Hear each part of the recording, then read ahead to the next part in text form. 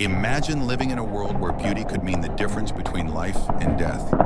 A world where the right piece of clothing wasn't just a fashion statement, it was a survival strategy.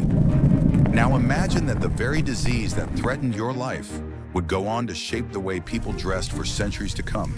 This isn't a fairy tale or a cautionary legend. It's history.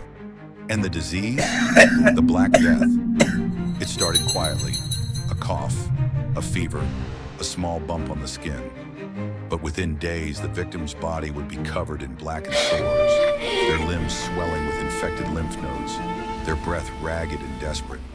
By the time the bubonic plague tore through Europe in the 14th century, it had already rewritten the rules of society. Kings, merchants, peasants, none were safe. But among the chaos and death, something unexpected happened. Fashion changed, and it changed forever. At the height of the pandemic, doctors, if they could be called that, were desperate for any method of protection. They turned to the eerie, now infamous, plague doctor costume, a long, flowing robe made of waxed fabric, gloves, boots, and of course, the beaked mask. But the origins of this outfit weren't just for drama. That long coat, it was designed to prevent fleas, the true carriers of the plague, from burrowing into the fabric. The gloves and boots, a desperate attempt to avoid skin-to-skin transmission, and that grotesque bird-like mask, it was packed with fragrant herbs like lavender, rosemary, and myrrh, because the doctors believed disease traveled through bad smells. But even as the plague doctor became a grim symbol of death, something was happening outside the medical world. Fashion was adapting in ways no one could have expected. Before the Black Death, medieval fashion was extravagant, flowing, and draped, an art form meant to display wealth and status.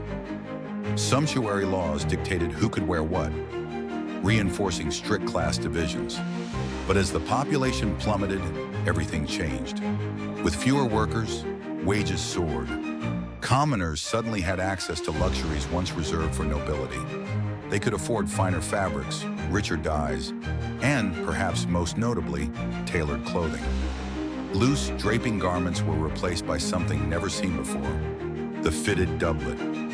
This snug, waist-length jacket became the foundation of European men's fashion, a trend that would last for centuries. It wasn't just about style, it was about survival. The close-fitting design helped eliminate folds and crevices where fleas could hide, reducing the risk of infection. The same went for hose, which replaced loose-fitting breeches. Even women's dresses transformed. Tight bodices and more structured gowns became fashionable, streamlining the silhouette and minimizing the layers where vermin could thrive.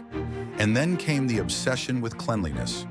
Before the plague, baths were seen as a luxury, or worse, a sinful indulgence. But when people began associating filth with disease, everything changed. Public bathhouses, once seen as breeding grounds for sickness, were abandoned, and personal hygiene became an individual responsibility. Linen undergarments, easily washable and worn beneath outer clothes, became essential. The wealthy stocked up on scented oils and perfumes, not just to mask unpleasant odors, but in the belief that fragrance could ward off disease. The demand for fine linen soared, leading to a boom in the textile industry. But it wasn't just the clothes themselves that changed, it was the very way people perceived beauty. The Black Death had left its mark, quite literally, on those who survived. Many who recovered were left with scars, sunken cheeks, and weakened bodies. In response, new beauty trends emerged. Paleness became the ultimate sign of refinement, a symbol that one had escaped the horrors of disease. Women powdered their faces with lead-based cosmetics, unknowingly poisoning themselves in pursuit of a ghostly, ethereal look. High foreheads became desirable, leading noble women to pluck their hairlines back, sometimes even removing their eyebrows entirely. And what about the legacy of mourning? With death surrounding them at every turn, Europeans developed an obsession with black clothing.